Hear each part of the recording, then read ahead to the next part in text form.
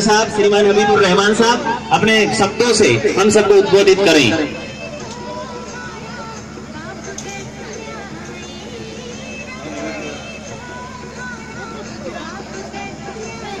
आज के इस समारोह में जो सब बुजुर्ग बैठे हैं मंच पर, सम्मानित मंच, और बड़ी खुशी की बात है कि इस बार बारानी पंचायत में श्रीमान आसाराम जांगू जी सरपंच बने हैं। मैं मेरी ओर से और मेरी पार्टी की ओर से और नानक राम जी की ओर से इनको बहुत बहुत बधाई देना चाहता हूं। अभी पूरे विधानसभा क्षेत्र में ही सरपंचों के ये कार्यक्रम चल रहे हैं। मैं सुबह से इन कार्यक्रम में, इसलिए मैं आपसे माफी चाहता हूं, थोड़ा लेट आया हूं और थोड़ा जल्दी जाऊंगा क्योंकि आज उर्स है और अजमेर शरीफ से चादर अभी 2 बजे रवाना होगी, इसलिए मैं जल्दी जाने के लिए आप सबसे बुजुर्गों से माफी चाहता हूं। यहाँ महिलाएं, माँ, बेटे, बेटियां, बच्चे बैठे हैं। ये जो पंचायत राज है, मैं 2 मिनट कहना चाहूंगा। ये जो पंचायत राज है ये आप सबका राज है, गांव का राज है। हम रोज आपको कहते हैं कि पंचायत की आम सभा होना जरूरी है और आम सभा में जो प्रस्ताव होते हैं उसी को ही सरकार पैसे देती है। जो पंच बने हैं उन पंचों को भी मैं बधाई देना चाहता हूं और आशा करता हूं कि आने वाले समय में इन 5 वर्षों में बारानी पंचायत की ये पंचायत, जितने भी गांव हैं इस पंचायत के, उनमें विकास कराएगी। आज सरकार ये चाहती है कि ज्यादा से ज्यादा गांव का विकास हो, सड़कें हो, पानी हो, स्कूलें हो, और जो महिला सशक्तिकरण के लिए जो स्कीमें हैं, एक नहीं है 50 स्कीमें हैं महिलाओं के लिए, बच्चों के लिए। एक बच्ची पैदा होती है, सरकार उसे 2100 रुपए एंड टू एंड देती है। 5 साल की होती है, उसको स्कूल में दाखला फ्री मिलता है और उसके खाते में 5100 रुपए जमा होते हैं। महिलाओं के लिए भी आंगनवाड़ी केंद्र है, कितना माल आता है, उनको भी सुविधाएं गवर्नमेंट ने बहुत दे रखी हैं। और मुझे ध्यान है, मेरी इन पंचायतों में जो 30 पंचायत है विधानसभा क्षेत्र, पिछले साल के अभी भी करोड़ों रुपए पड़े, कहीं 80 लाख हैं, कहीं 1 करोड़ रुपए हैं। लेकिन क्यों? कि आम सभा में उन्होंने प्रस्ताव नहीं लिए। सरपंच और पंच को इच्छा शक्ति नहीं थी कि गांव गांव विकास कराएं। मेरे बासनी पंचायत में 2.5 करोड़ रुपए पड़े हैं। आज मेरी जितनी भी पंचायत है इस विधानसभा क्षेत्र में, सब में पैसे आपके बारानी में पड़े होंगे 70-80 लाख रुपए। तो मैं यही कहना चाहता हूं, जैसे गांधी जी ने कहा था कि जब तक गांव स्वावलंबी नहीं होंगे, गांव में तरक्की नहीं होगी, हमारा देश तरक्की नहीं कर सकता। आज किसानों की भी कई समस्याएं हैं। किसान की समस्या भी पंचायत के माध्यम से हल हो सकती है।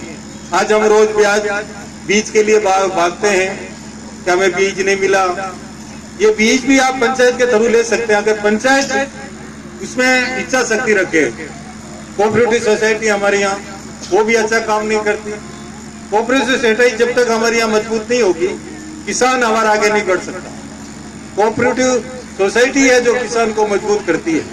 कई स्कीमें हैं। मैंने पंचायत समिति में मीटिंग में कहा था कि एक स्कीम है जिसका पैसा गांव में लगना चाहिए। हम लोग बैठे रहते हैं, आपस में गुटबाजी कर लेते हैं। जीतने के बाद सरपंच सबका, चाहे वो हारने वाला कोई भी हो, चाहे किसने वोट नहीं। हमारे गांव में क्या है कि इसने वोट नहीं दी, इसकी सड़क मत बनाओ, इसकी नाली मत बनाओ, तो गांव का विकास रुक जाता। इसका पानी हम आगे नहीं जाने देंगे, इसको हम उस स्कीम में नहीं लेंगे, ये नहीं होना चाहिए। जीतने के बाद उस सरपंच के लिए पूरा गांव बराबर है। होता है जब इस 2 पार्टियां लड़ती हैं तो एक जीतता एक हारता है, लेकिन गांव वाले हैं वो सब एक है। सरपंच की नजरों में वो गांव वाले एक है। जैसे मैं हूँ, मेरे पास जितना भी फंड आता है मैं हर पंचायत में परसेंटेज के हिसाब से देता हूँ, चाहे मुझे वो वोट देते या नहीं देते। ये होना चाहिए। क्योंकि जब भी तो विकास होगा। अगर मैं कह दूं यार इसने मुझे वोट नहीं दिया, मैं पैसे नहीं देता, ये नहीं। तो सरपंच का भी ये काम, क्यों सरपंच खड़ी है, 500 डिपार्टमेंट इनके पास है, हेल्थ इनके पास है, एजुकेशन इनके पास है, कृषि विभाग इनके पास है, आंगनवाड़ी इनके पास है, सब विभाग 5 जो इम्पोर्टेंट 5 विभाग हैं जिनका काम इन्हें अपने माध्यम से कर सकते हैं। महिलाओं के सशक्तिकरण इनके पास विभाग है। तो इतना रुपया आता है। अगर मैं यही कहना चाहूंगा इस मौके पर कि सरपंच और पंच को भेदभाव बोलकर वोटों को ना गिनकर इस गांव का विकास करें। और मुझसे जो सहायता लेनी हो, मैं इस बारानी पंचायत में जितना भी ये चाहेंगे मैं विकास में पूरा सहयोग करूंगा। तालियां, जोरदार स्वागत। अभी मैंने सड़क देखी 2 किलोमीटर, चल ही नहीं सकता आदमी। ये मैं टामर से जुड़ा दूंगा आपके 2 किलोमीटर। बहुत बहुत धन्यवाद एमएलए साहब की तालियों से स्वागत किया जाए। सिंगर वाली तो मैंने अभी भेज दी है, शायद इसका तो टेंडर भी हो रहा है। सिंगड़ क्या कौन सा गांव है?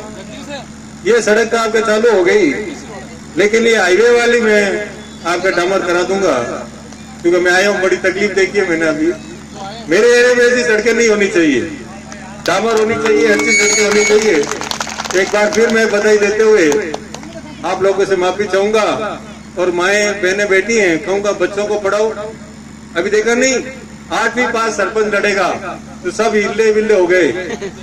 जो नेता लोग थे मेरे जैसे वो सब घर में बैठ गए। नए नए लोग आए, नई नई बच्चियां आई हैं। जिला परिषद में तो इतनी बच्चियां पढ़ी लिखी हैं, कोई ग्रेजुएशन है, कोई एमबीबीएस की हुई है, कोई सीए की हुई है। एजुकेशन का मतलब यही है, आज पढ़ा लिखा लोग कुर्सी पर आएगा वो गांव का विकास ज्यादा करेगा।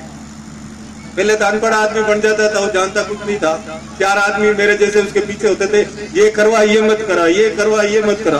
अब पढ़े लिखों का हाथ में ये नहीं है। वो तो ये देखेंगे कि विकास कैसे होगा। वो किताबें पढ़ेंगे, वो स्कीमें पढ़ेंगे। पहले तो कोई पढ़ता था ही नहीं, क्योंकि अंगूठा छाप तो पढ़ ही नहीं जाता था। साइन ही उसके बाजू वाला कर देता था। जब शपथ होती थी मैं तो देखता हूँ क्या सरपंच को पढ़ा लिखा होना चाहिए, साथ वाला तो वो साइन कर देता हूँ। तो ये अब नहीं होगा। मैं एक बार फिर सबको बधाई देते हुए माफी चाहूंगा कि मैं जाऊंगा, मेरा भी उत्सव का 2 बजे की चादर रवाना होनी है। मैं सुबह से निकला हूँ, सभी गाँव में जा रहा हूँ। बधाई देते हुए आप लोगों ने मेरा स्वागत किया, मैं आपका बहुत बहुत आभार और धन्यवाद व्यक्त करना। धन्यवाद एमएलए साहब, आपने अपना कीमती समय निकाला। केवल कीमती समय नहीं निकाला।